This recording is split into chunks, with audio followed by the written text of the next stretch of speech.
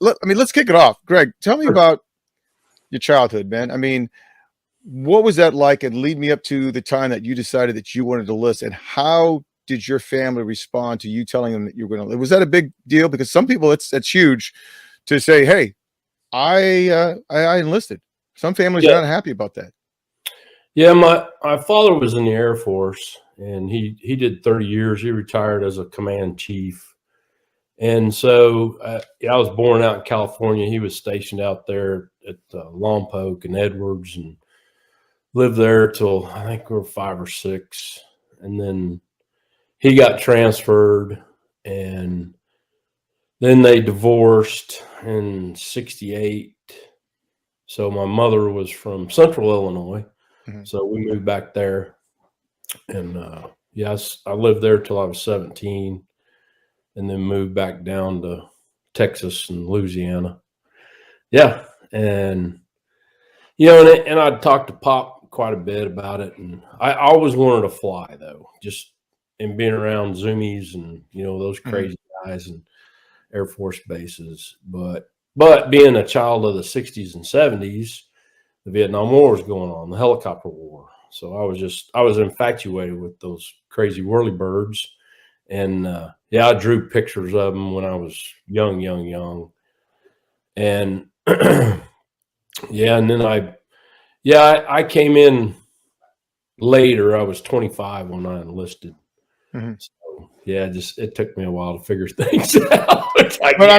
But you were older, so you were an old goat for some going to boot, right? I mean, I was the oldest guy in boot. So you really, so you did kind of, in a sense, have a good idea of what you're doing. You see a lot of these young guys; they have no sense of what's going on. So I think you probably prepared.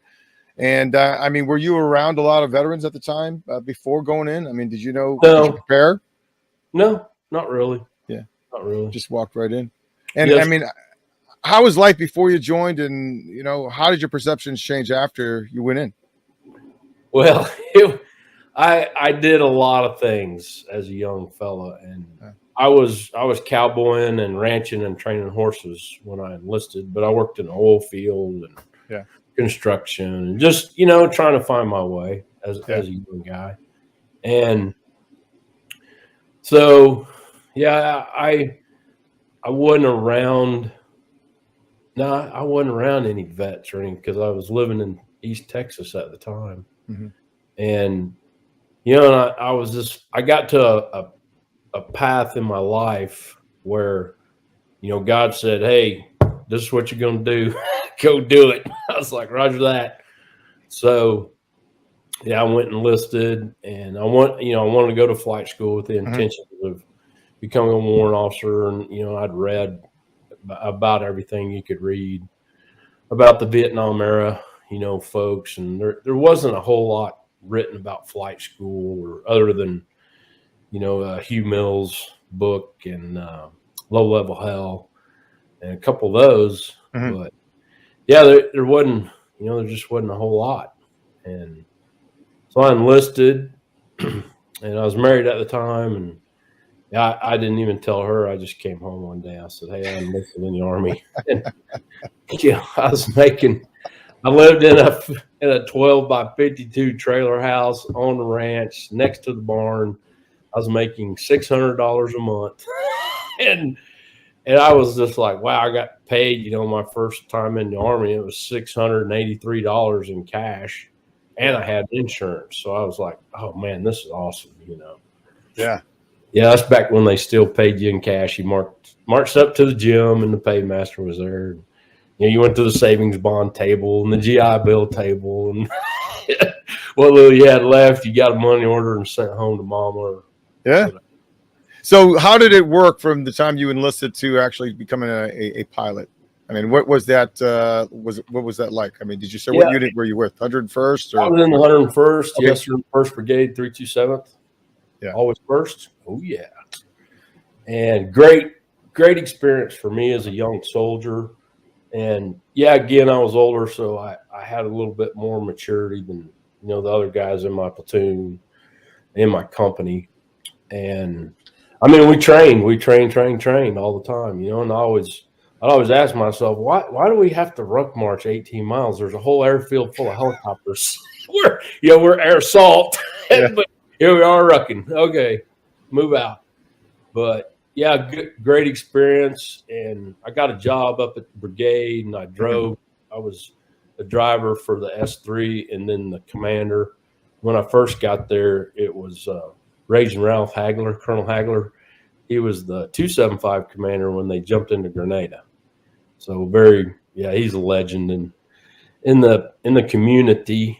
And and I told my commander, my first sergeant, him, I said, hey, I'm going to apply for flight school. That's what I'm going to do.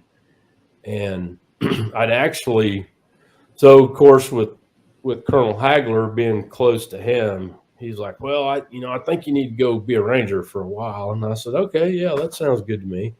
So they had a recruiter from 275 come to Campbell, and I'd actually signed paperwork to go to 275, go to RIP. And now it's RASP, I think. But yeah, I'd go do that. And then I'd apply for, in the process back then, I don't have a clue what it is nowadays, but it was long and it just took time to get, your paperwork together, as a young PFC to go and get all those boxes checked, so to speak. And, take the FAST test. I think it was a FAST test back then, flight aptitude selection test. And then, you pass it, you got a good GT, then you go get your Class A flight physical.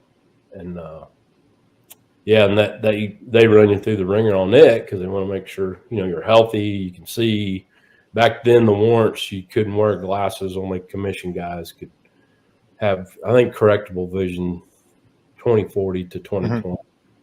But now it's everybody. And so I just, kept working on getting my paperwork together between deployments and field exercises and everything else. So the 101st, it was busy back in those days.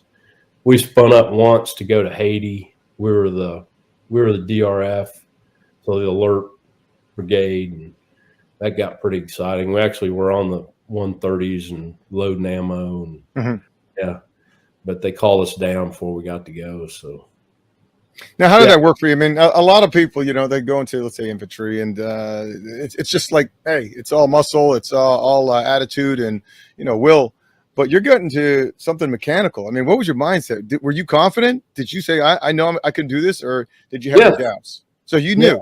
Yeah. I knew, yes, sir. And actually, my IP, the first day we flew, he looked at me and he says, "You've run backhoes and heavy equipment before." And I go, "Oh, yes, sir.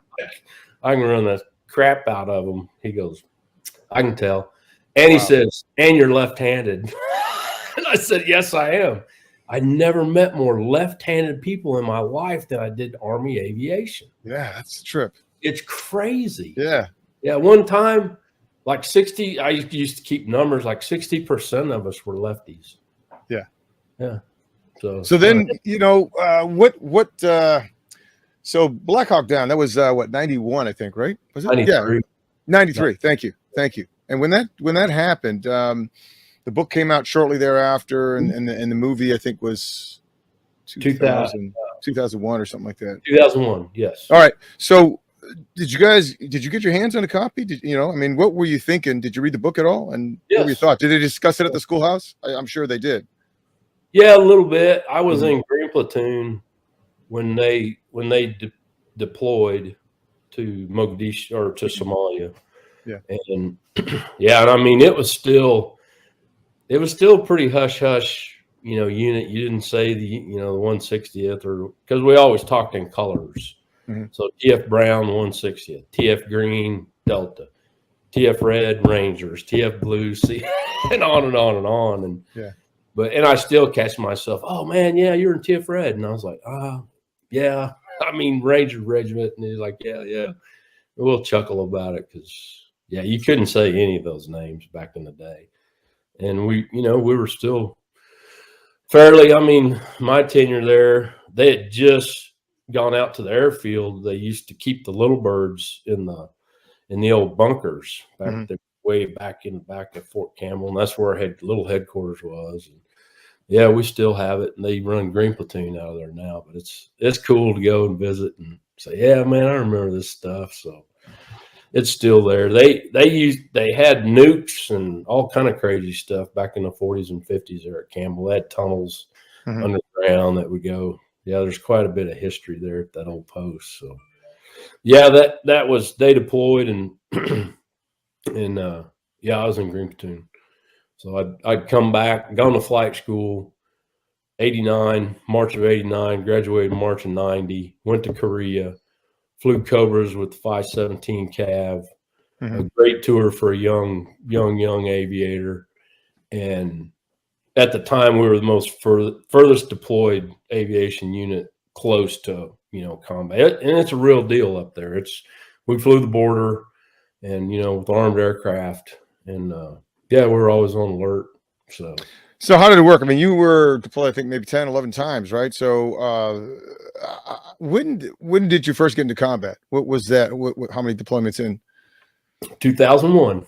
2001. So you really knew what it was going to be like. I mean, you were seeing some of the, news reports coming back, or, they were talking about it in command, or ones on the ground in southern Afghanistan. Then 5th group went north, and TF SOAR was us, 160th Rangers Delta. We came in on the south, and yeah, just hit all that southern desert, south of the highway, and Kandahar to Lashkar Gah. Yeah, I was the Delta commander, and the FSNCO, the fire support non-commissioned officer, Leon, Master Sergeant Hanson, had asked me to go as a fire supporter because they were between officers at the unit and brand new. And I was like, doggone, yeah, I'll do it, but I'm still an AH guy. Because we all want to get in a fight, Yeah. I mean, I've trained my whole life, and crap, I was 41 years old. Yeah, 41. Jeez. And none of us, I mean, the mean age in B company is like 38, 39. We're all old, crusty W3s and W4s, but we can stay there. You guys do their whole rest of their careers there, 15, 16, 20 years. And none of us, we're all cherries. None of us have been, all the Somali guys, they had retired. And so that was pretty exciting times for us. So tell me about the first time you actually went into combat with your bird. I mean, what went through your mind? How did that feel? Were you nonplussed? It's just something that you were doing? It was a job, or? Everybody was scared to death. Yeah. And, as it should be. Right. But again, we were extremely excited. We got to go do our jobs. And it was, I think, 11 October. And I'd flown a bunch of missions on the AC-130. I'd go up, and I recce'd the route for the for the helicopter assault force coming off the ship. Our official, invasion day was 19 October 01 when we hit Gecko and Rhino. And that was 375, and then B Squadron.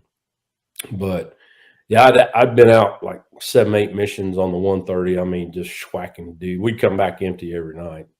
So we were schwacking some dudes. Yeah. And to recce, to recon the flight route, I picked the route for those guys up to the target. And then we'd put eyes on it every night. We'd go out and just set the conditions for the invasion. And then, yeah, me and Jamie Weeks, we flew our first combat mission together, and it was just an honor to fly with Jamie. We'd been in the 101st together flying Apaches, and I followed, I think I was 1 or 2 classes behind him, but he hadn't been in B company very long. And yeah, we pushed out. We were -2, and we lived at Masura Island, so it was about a 3.5-hour ride to work into Afghanistan from Masura.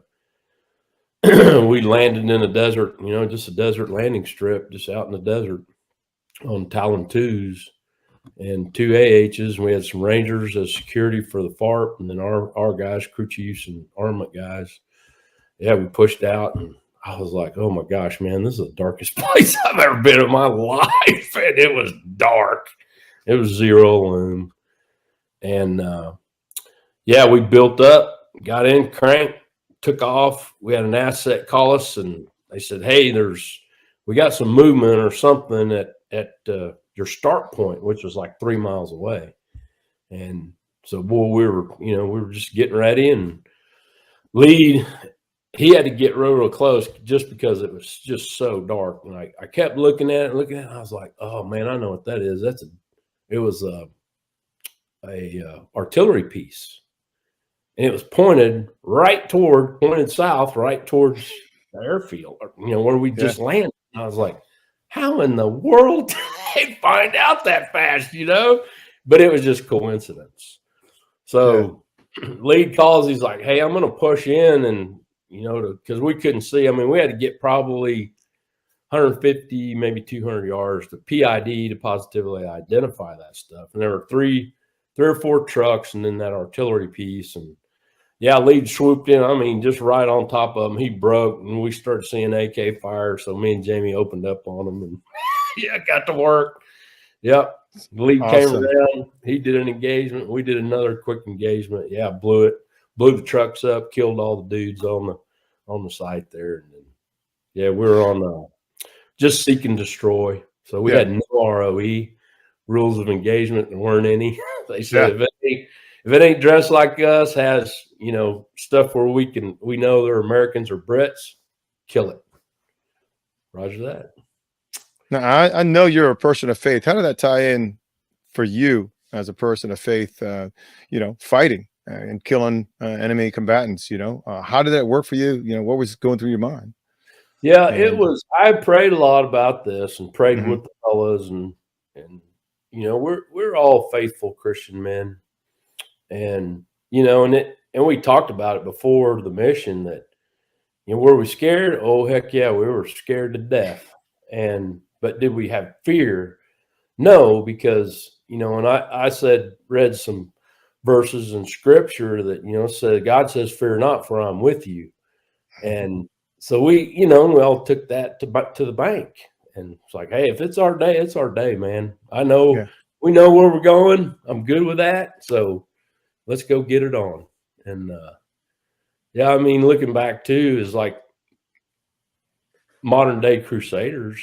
Yeah. I mean, really, it's, that's been going on since the 11th century, and it's never going away. So yeah, we've been fighting terror for a long, long time.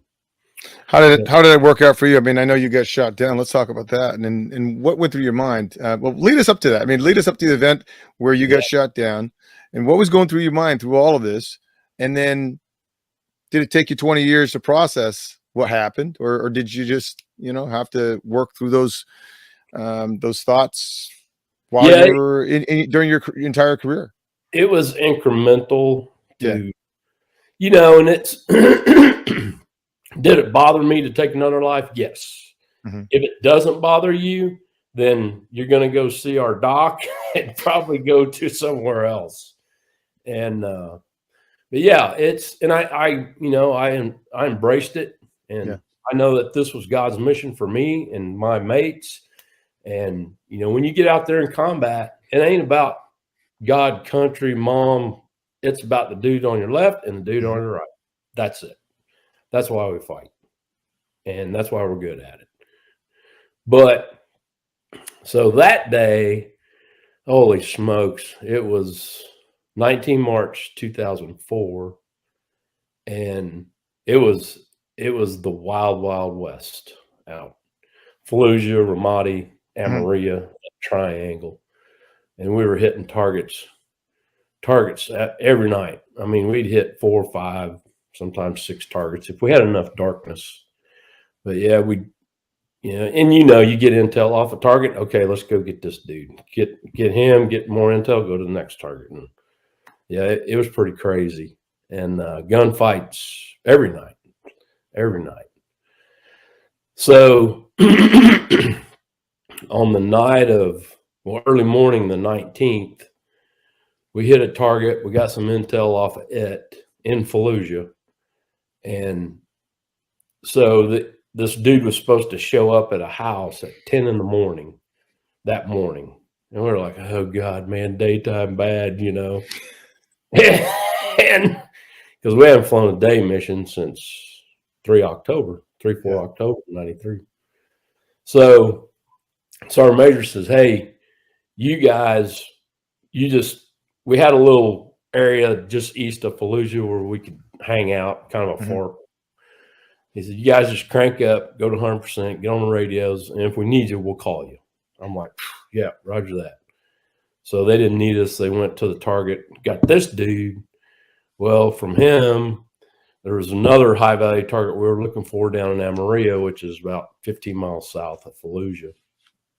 And so they came back. Sergeant Major said, hey, you guys go get some rack, because we've been up for days, man, just planning and conducting missions and executing. And yeah, it was fun. It was a crazy time. But he said, we're going to drive down there. He had a recce team. He said, we'll just drive down there and we'll kill a guy, and then we'll see you guys later. Okay, roger that. So we went back to BIOP, Baghdad International Airport. We were still camped out there in the hangar on the west side.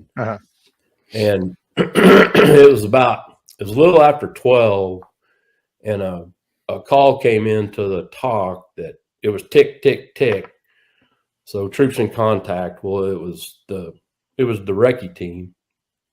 So we're like, we got to go, man, because they're going to need us. So they had 2 Panders. They're big 6-wheeled armor vehicles is what they were driving, and then 3 up-armored Humvees, gun trucks. And they had Rangers. They manned the guns in the vehicles, the up gunners. And man, we were running to the aircraft, buckling up kit and, grabbing stuff. And I was just like, I just did not have a good feeling about this. I just did. The hair raised up, on my neck. And as I was cranking, I'll never forget that. It was just like prickly pears just plink, stuck out. And I looked over at my co-pilot and I said, hey, man, you get your rifle and you be ready.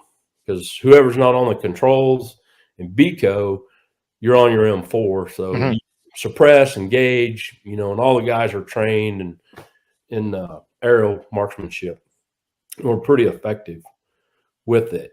But it's just another tool that we use. So we take off and trying to get guys up on comms, and I think we finally got up with them on the SATCOM.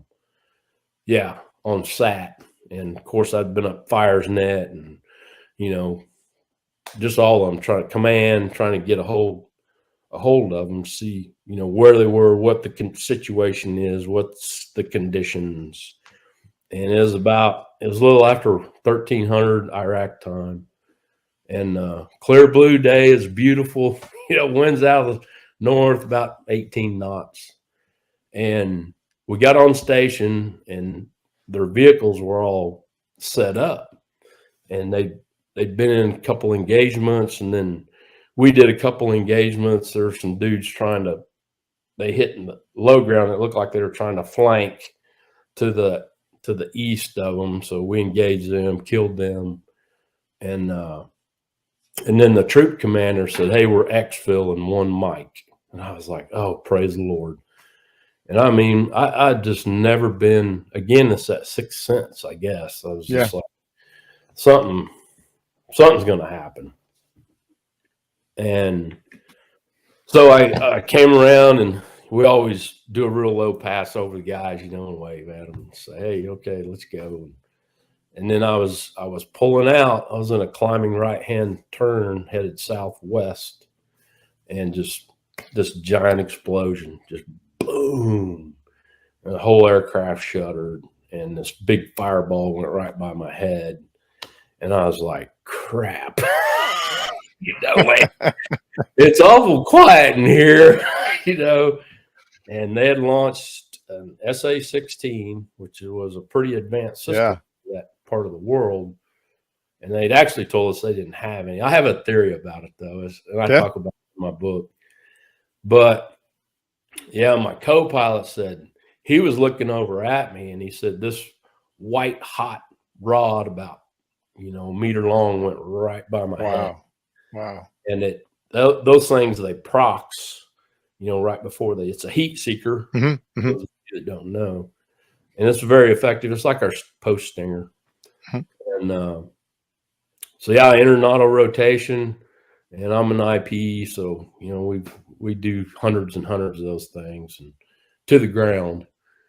And yeah, and entered an auto, and at the nanosecond that missile hit, my whole world just went. The best way I can explain it is it just went frame by frame by frame. It was like slow motion.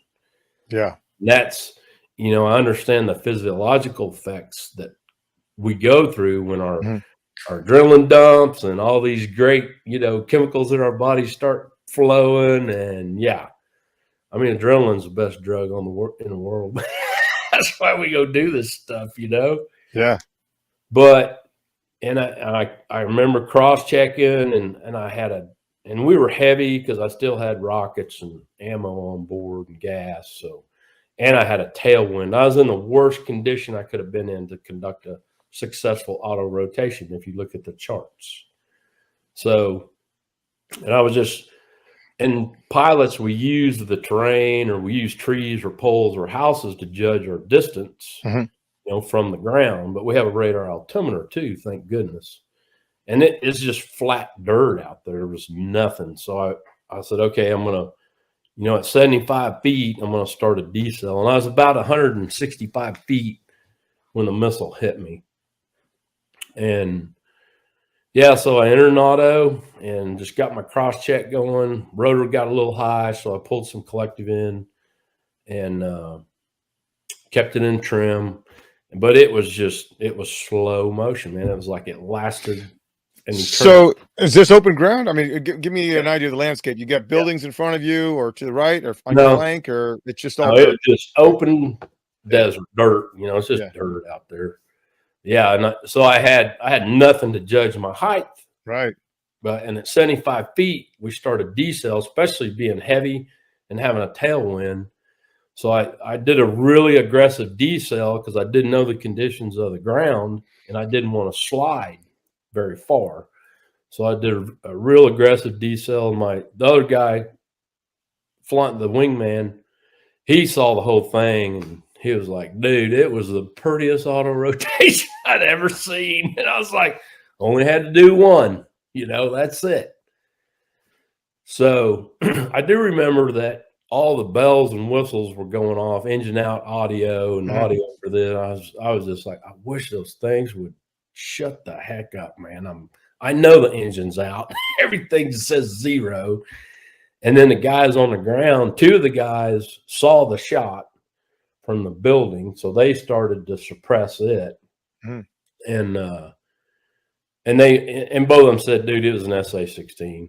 No, and they scooped it up and sent it back in a box, did forensics on it, and they found a little piece of metal because they wanted to confirm or deny. But they did find a little piece of metal that confirmed it was an SA-16. So then I at about 15 feet, I guessed it, because now I'm outside looking, between my pedals, because those helicopters, they just fall out of the sky like a greased crowbar. Anyway, and I was probably 3,500 pounds at the time. Had burned some gas, had shot some ammo. And yeah, and I touched down and I was like, okay, I got this. Yeah. Yeah, but you'll pull initial and then level the helicopter, because I was at a pretty aggressive descent. My attitude to slow that airspeed off. And then I pulled initial and I just leveled it about 15 to 20 feet, I guesstimate. And I said, I'm just going to hold it till right at the last, and I'm going to pull the rest of the collective, which puts pitch in those blades. They'll bite, and they'll cushion that landing. And even my co-pilot, he's like, dude, that was a good landing, man. I didn't even feel it. I said, I didn't either, but I don't care. and we started to slide. Yeah.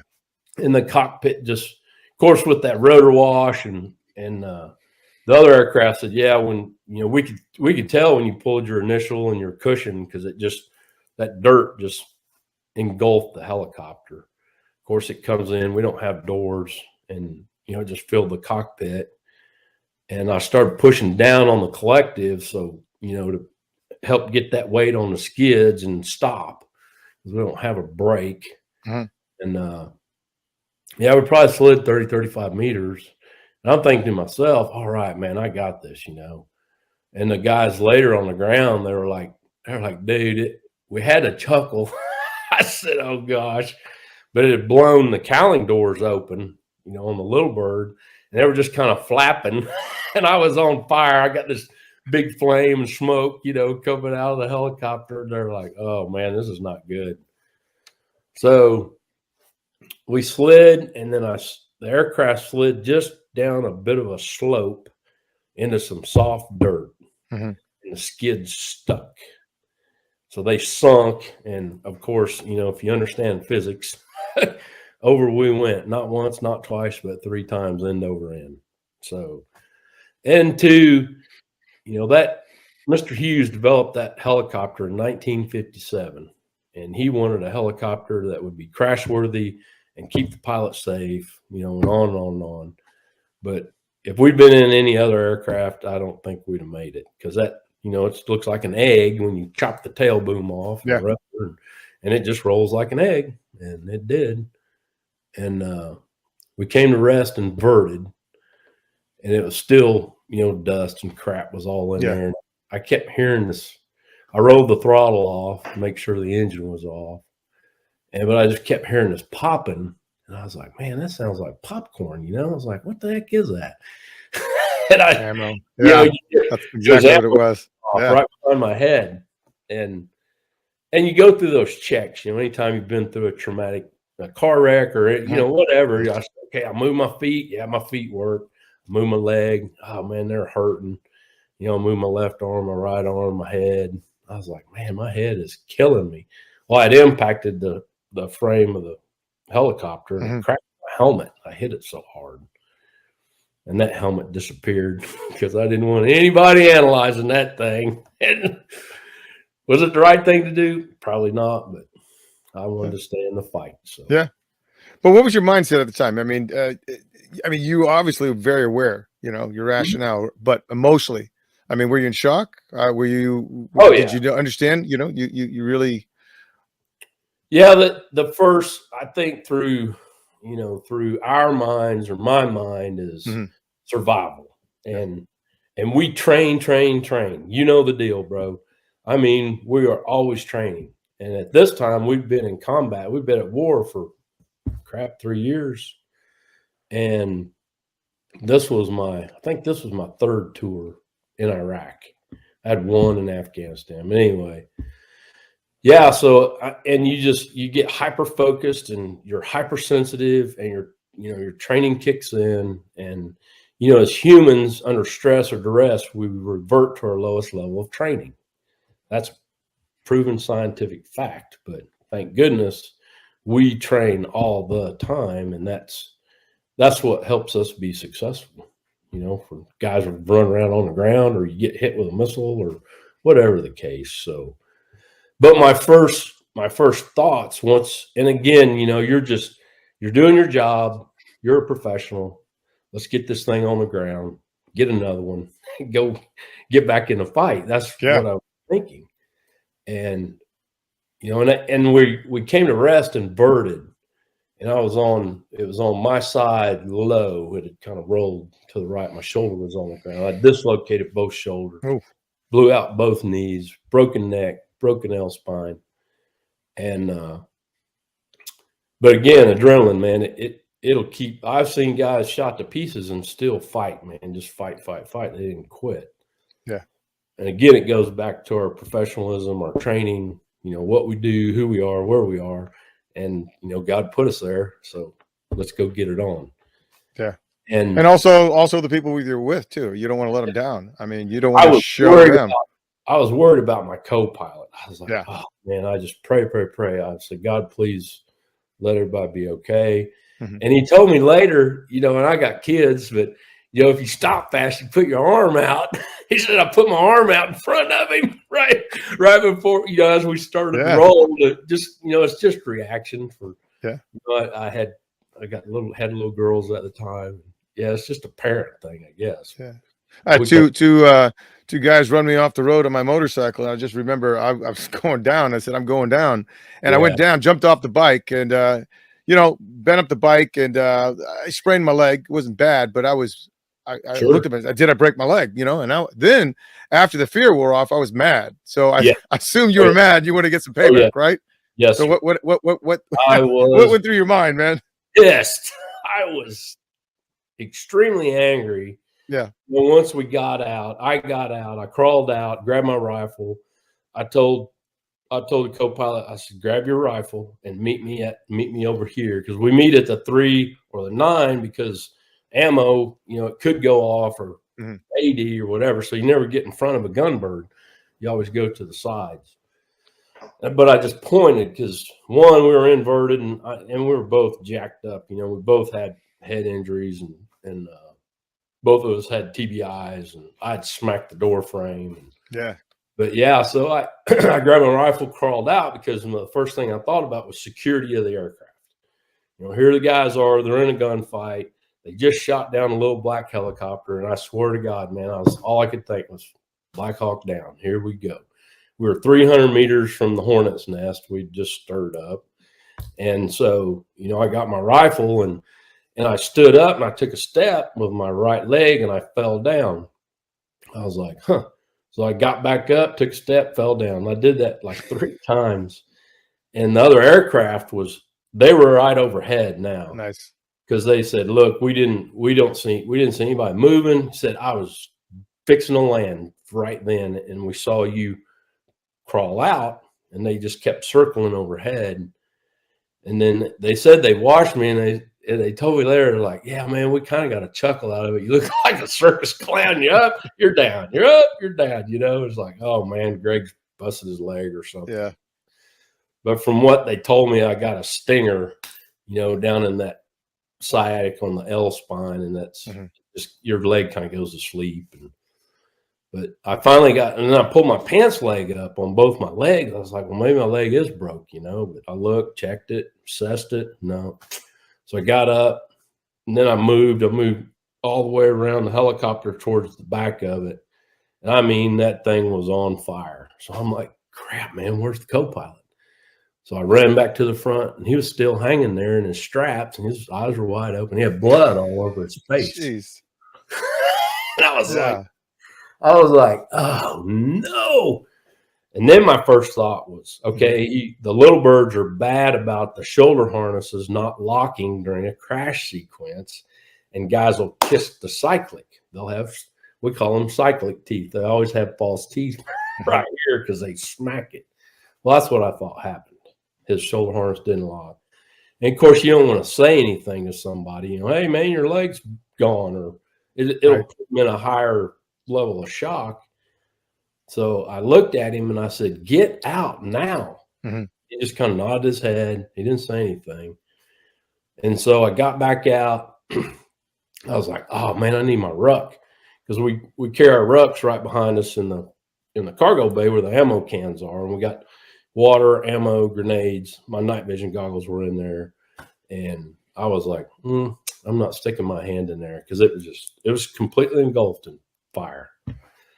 So then I kind of stepped back, checked my perimeter again, and the guys were getting it on good right now. I mean, everybody was shooting. The 50s were going, and I could hear the miniguns, and the other guy in the AH, they were engaging targets. And so then I was like, where's the co-pilot? So I go back to the front of the aircraft, crawl back in there, and I just reached up and I pulled his latch, you know, on his belt. And he just landed on his head. And it kind of woke him up, and he looked at me. And I says, "We got to go." But I'm not kidding. When I got in there, the fire was just rolling around his arm. Yeah. And so I Tense. grabbed him and I jerked him out of there just as hard as I could. And I got another Holt and I pulled him again. Now we were out of the helicopter. Yeah. And he was safe. And I was like, "You okay?" And he had his helmet on still. He's like, all he did is nod his head. And then we got, then again, priorities changed. So security of us. And, you know, I said, I know the guys are coming.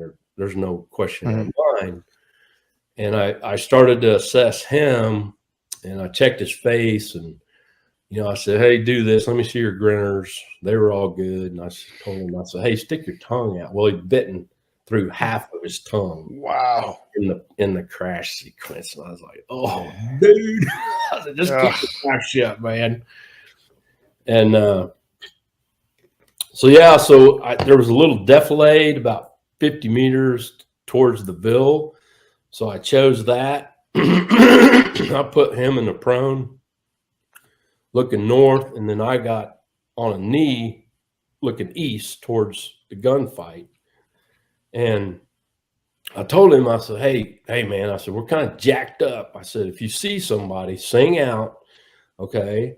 And then let's get 2 sets of eyes and both rifles on them, and let's talk about this. I didn't want to have a fratricide and shoot one of our brothers, coming up to get us. Right. And so yeah, in time, man, I couldn't tell you it. I don't know if it was 2 minutes or 20 minutes. I have no idea. And so I heard a vehicle. I said, "Hey, I got a vehicle coming." So he kind of scooted around beside me, and I got up on a high knee, because it was we were in a defilade. And I heard him stop, and then I saw a head bouncing. I could tell they were running. Well, then I saw a ball cap, and I saw a beard, and I go, "Oh, I know him." That's Chaz. And he stopped and looked at us, and then he took off running. He grabbed us, come running up there. Nice. He goes, "Man, we thought you guys were dead." I said, Yeah. "Well, we're dead." He goes, "What do you want to do?" I said, "I want to go find that you-know-what and kill him." He goes, "The truck, let's go." So, man, we got gathered up, and then we attacked the Ville. Yeah. And I was just like, long story short, we were the AFSOC, CSAR, Combat Search and Rescue. They wouldn't come get us. They said it was too risky. I said, "Wait a minute, in your motto, so others may live?" Yeah. And I know it wasn't. It was up higher. Yeah, of course. I know the guys would, "Come on, we got to go get them." And in the meantime, back at BIOP, they probably had 4, 8, 9, 10, probably about 14 helicopters between Little Birds and Black Hawks. They said it looked like the Clampets. They said cooks, everybody had jumped in those aircraft, were hanging on, and here they were coming to get us. And I got on the radio, and I said, "Do not come in here. It's a trap. It's a trap, man." And I think they did push some fixed wing overhead, but they were bingo fuel. And we spent the next 6 hours in a gunfight. Yeah. Chasing dudes through the Ville. And the sergeant major, he spoke fluent. He could muckle with them and ask questions. And yeah, we had a couple of interviews with some of the folks. And we didn't. But I wanted to clear that building to see if there was any dunnage or anything. Man, there was nothing up there. Nothing. The guy knew. So tell me about separation. I mean, you going from all these kinetic fights, right? All this action, and then all of a sudden you're a civilian. I mean, what was the lead up to that? I mean, was it medically discharged, or was that something that you just chose and you knew your time was up and your life? That's segmented part of your life. You knew it's done and it's time to move on. Yes, sir. And my commander at the time, Colonel Mangum, he walked up to me one day. I was going up to regiment for something, and he put his arm around me, and he goes, "Gregory." And when he called me Gregory, I was like, "Uh-oh." It's like mom and dad calling you Gregory. He said, "I think it's time to go home." I said, "Yes, sir. I think you're right." But I've been pretty beat up, and I mean, we have the best medical staff, our docs, our medics. you know, all 3 docs got with me and said, here's the plan. You know, what do you want to do? And I said, well, I'd like to just kind of, you know, get me fixed up. But I kept deploying, and I'd come back. I'd have a surgery on the shoulder. And then, you know, right as soon as I got home, then I'd have 90 days ish to recover. Then I deploy, then I come home, I get a knee done, and deploy, and come home, get another shoulder done. But yeah, we worked it out, and I didn't want to miss anything. And, you know, I know my brothers depended on us, and there are only like 21 of us at B Company at the time, and that ain't too many. And the guys. So was that really hard to let go for you? I mean, you wrote a book, right? And you wrote the book Death Waits in the Dark. And I mean, what is Death Waits in the Dark? Is that your entire career, or was it a, you know, one battle, or what was that? The book. No, that's one of the Nightstalker mottos. Death waits in the dark. So we are night stalkers, not day stalkers, because bad things happen to us in the day, which we've proved that time and time again. And I had a lot of anxiety, but I had a plan. I did. Okay. And we were moving to Texas. I bought 10 acres just outside of Fort Worth, build a house, you know, get the kids in school. And they left like 6 months early at Christmas so they could get into school for that half year. And I was working for Kyle Lamb at Viking Tactics. I was one of his instructors, and for VTAC, and I just absolutely loved it and loved working with him. And we just had a good time. And it was a good time in that time period for, you know, training and instructing, and money was there. So, you know, everybody was jumping on the training wagon and getting good training. And I had my own small company. So I kept doing that. I'd piddle in some helicopter stuff, and went back to school, I got my CFI, my certified flight instructor, and then I got my ATP, airline transport pilots, certificates. So finished those up, because I didn't know, you know, I was like, hey, you know, if the chance comes up, I may go do that. But I really didn't want to fly anymore because, you know, civilians kind of frown on people doing gun runs on cop cars and stuff in the city, and, you know, landing on roofs, or, you know, doing. But you kept yourself busy. A lot of people, they separate, and that's just really tough for them. But you really had a lot going on. So, I mean, you were working with Kyle, and I mean, you work with a lot of rock stars in the community. Yeah. I was building a house at the same time. I was the contractor. I just hired subs, you know, to do the major stuff. But I did all the flooring, all the trim work, painting. And I just saved a ton of money doing it myself. And it was like 4,000 square foot home, forever home. And it didn't work out, but it's all good. And but and that's how looking back, I mean, I had my dark moments. I mean, there was a lot of them. But after I retired, you know, you do a physical before you retire, and then you go do another physical after you. I'm like, why can't the right hand talk to the left hand? And, you know, why are we doing this again? And went to go see the shrink, and, you know, he's sitting there looking at my records, and he'd look up, and he'd look up for like 30 minutes. He said, my God, man. It's like, you got PTS. I was like, no, I don't. Yeah. He's like, oh, yeah, you do. But I'd had a severe TBI, and, you know, and of course, you know, and I hate that word PTS, man, because it's not what we have. And I've been on a crusade for years. I want to change to PCS, post-combat stress. That's what we suffer from. I mean, a rape victim, a car crash victim, they can get PTS.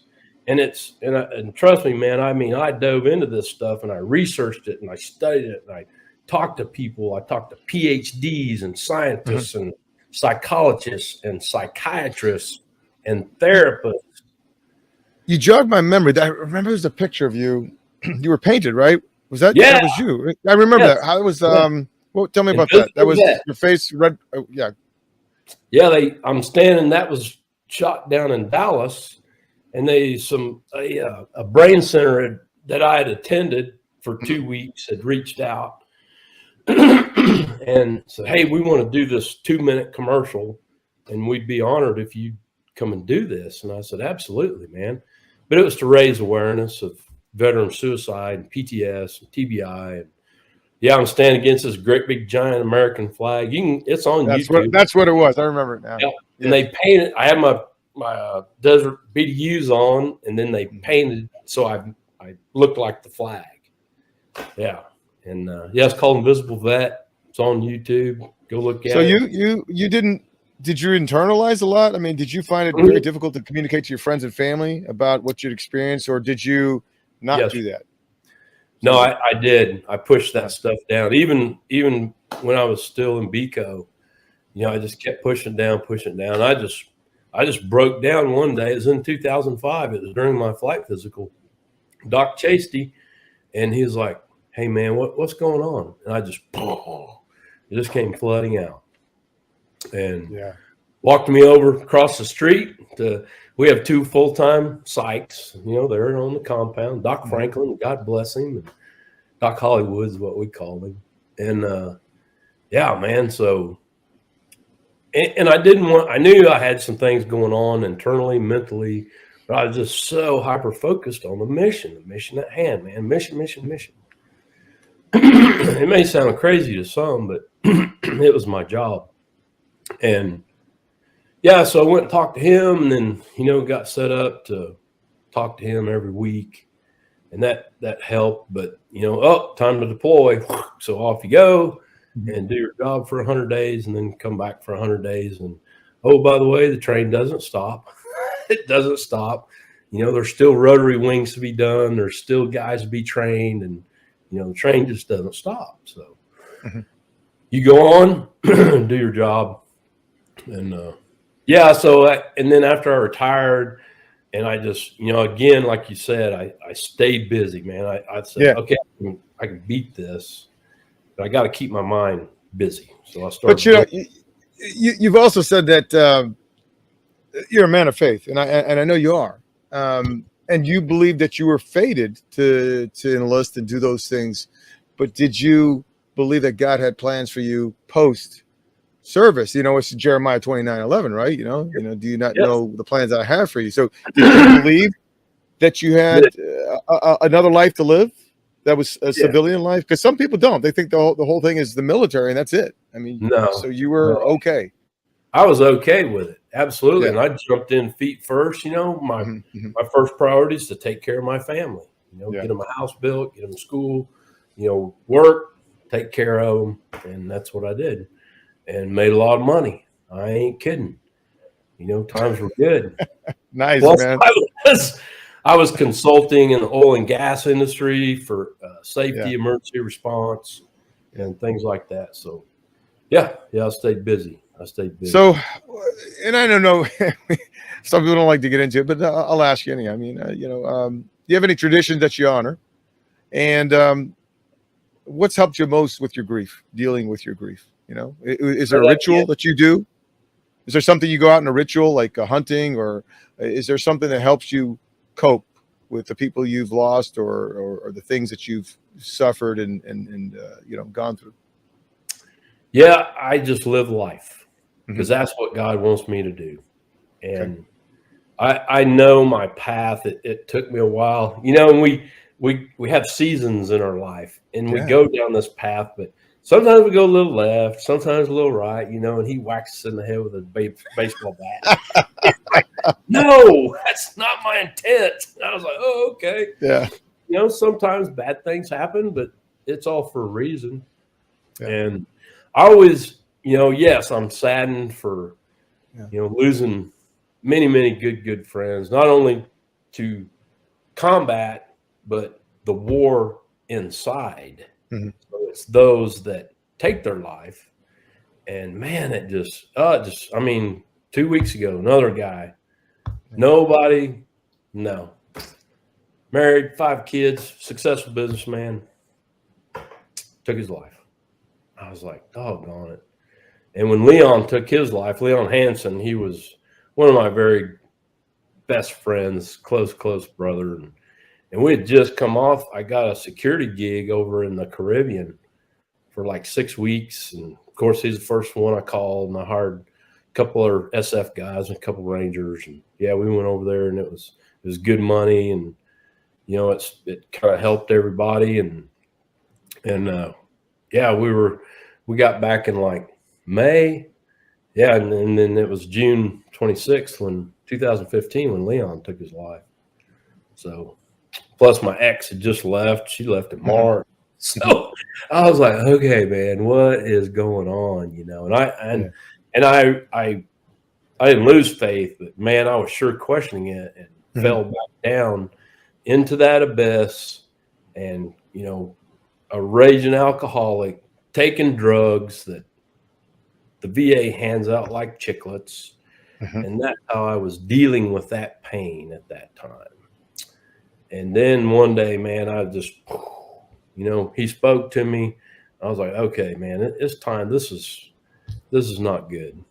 And went out, got some more help. And yeah, I've been seeing a therapist since 2005. Nice. Yeah. And it helps. And I highly recommend. That's fantastic. We're warriors, man, and we have no feelings. We have no, you know, we wear that stuff, that armor, and by golly, no, I'm a man. And my biggest fear, if I'd approached anybody at the unit, you know, I'd been branded with the big C on my forehead. Oh, he's crazy. You know, he's seeing the shrink. No, and they really didn't know. I mean, they did everything they could, but nobody really knew about this stuff. You know, the last 10 years with technology and, you know, making people more aware of it. And yeah, man, guys are getting help, and that's. But it's guys like you who've done quite a bit. I mean, there are a lot of guys who go into, and it always trips me out because you see it on Instagram. It says combat veteran. I'm like, what does that mean on Instagram? You know, people put combat. Were you in combat, or were you just in a combat theater or something like that? But you know, you participated a lot, and you lost guys, and so it's guys like you are speaking out about these things, and you're well respected. You know, you've got a reputation, and that's important. And I know, I know you don't have a imposter syndrome or anything like that. You know, but I know you're a humble guy too, and I've heard you speak about some of the rock stars you're around, and are they heroes? Normal guys doing incredible things. Yeah, heroes. Yeah, man. You bet. But you're talking about it. Yeah. Yes, sir. Yeah. So, go ahead. That's been my crusade for, you know, many years. And that was another, my other place. It was a safe place for vets.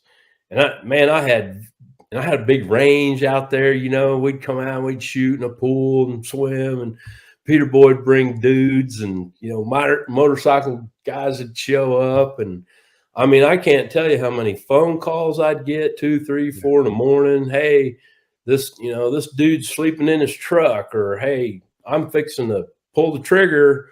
No, you're not. Where are you? I'd go get him. One guy lived at my house for like 6 months. You know, he was lost. He was broken. He was an alcoholic. And yeah, through faith and, you know, being a brother and him at a safe place, we got him turned around. Yeah. Yep. So let's talk about that. Let's talk about some of the takeaways, man. I mean, closing the show now. I mean, what are the takeaways? What would you tell someone going through the service, and not just going through the service, but experiencing quite a bit? What are the takeaways, man? Is it counseling? Is it, stop drinking? Is it church? I mean, what for you, Greg Coker? Yeah, for me, yes, sir. Alcohol is the enemy.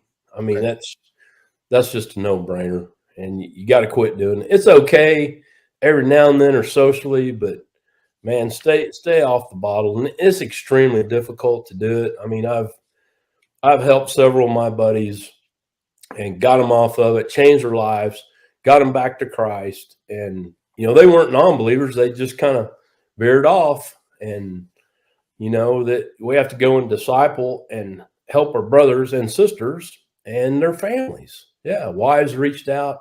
I mean, I can't tell you now how many people after reading, they'd read the book or hear a podcast. And I just had a guy from Australia contact me. He saw one of my podcasts. And I mean, he writes this long letter. He's a helicopter pilot down there. And he ordered a book. And he said, I'm an atheist. I said, what? Wow. I said, okay, here we go. So, Yeah. man, and through correspondence over the last couple of weeks, he's finding Christ. Yes.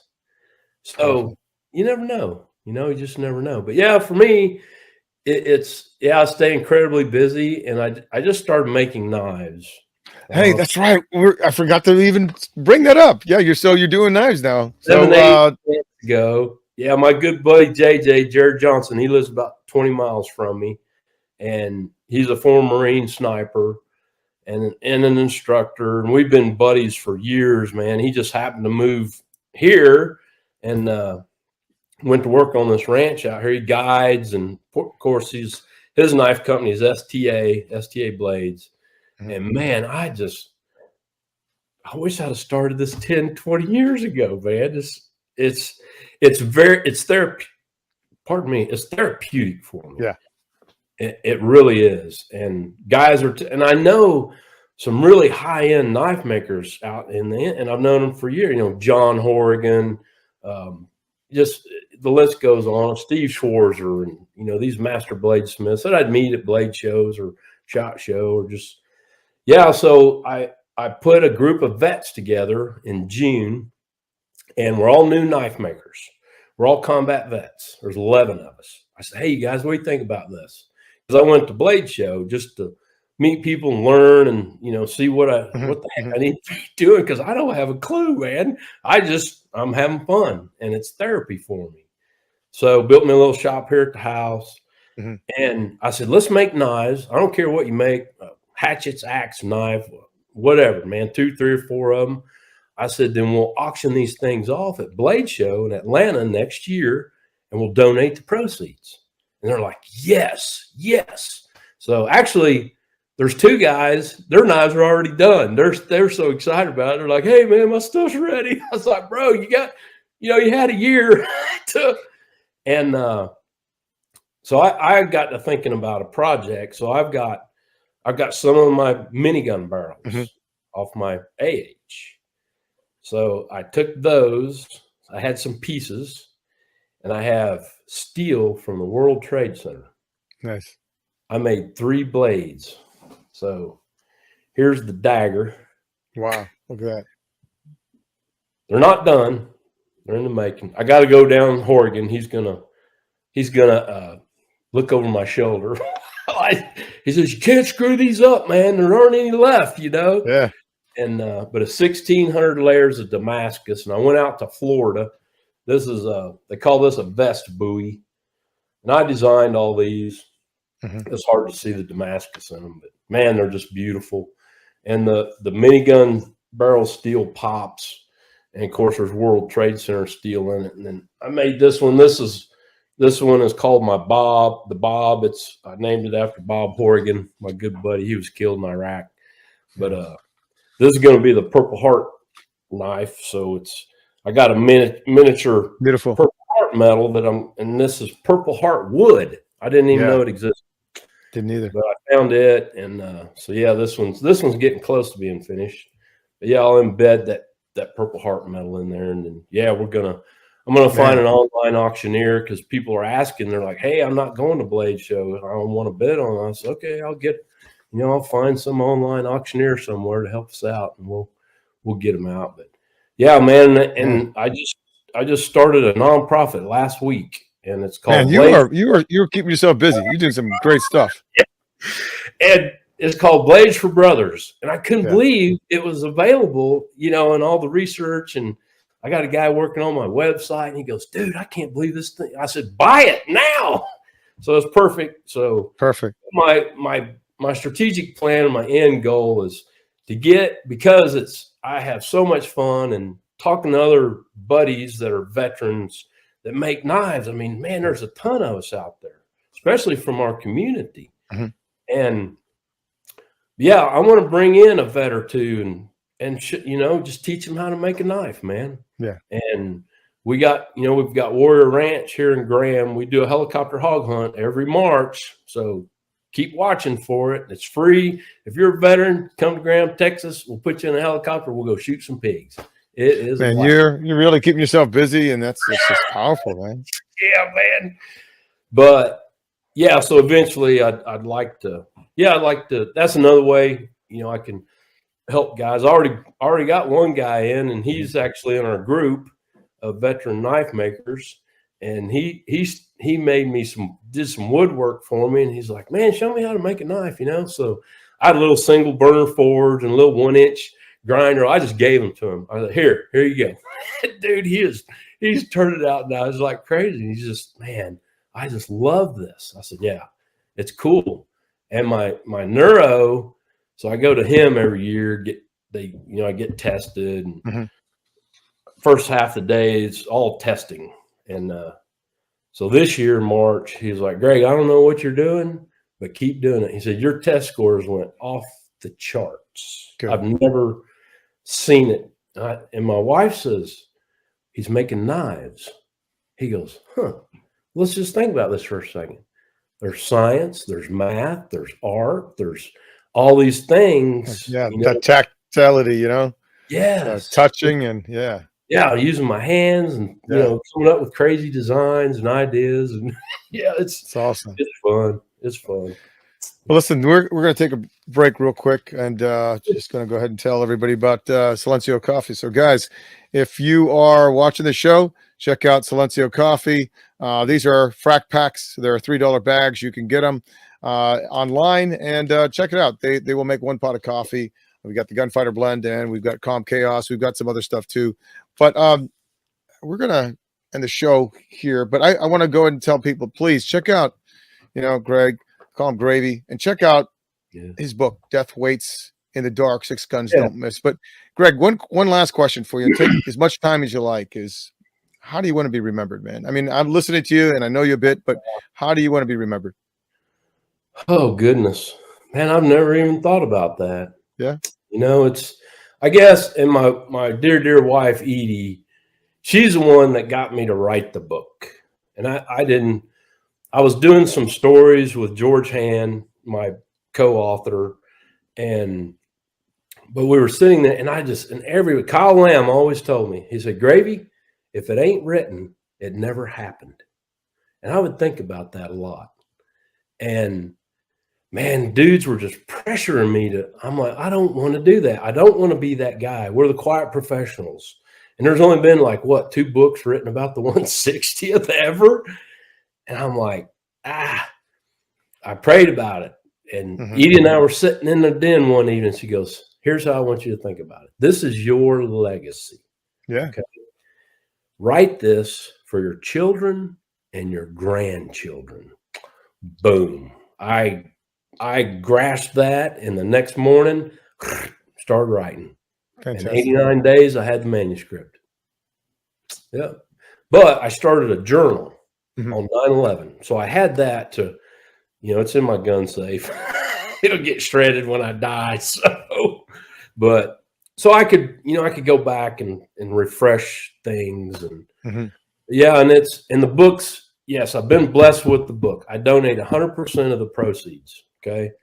And these knives I'm doing, the industry guys in the knife world are telling me, man, these things are going to sell for $50,000, $60,000 because of the historical value. Heck yeah. I could see that.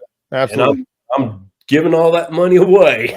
I'm not kidding, but I'm having the book rewritten.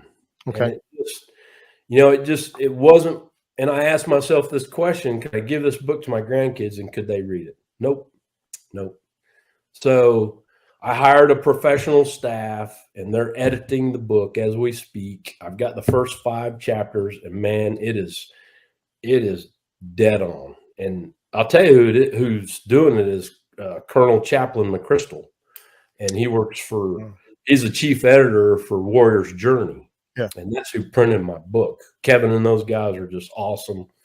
And General Boykin's on the board. That guy's fantastic. I heard him speak at my church, and I got to tell you, every man in that church was crying.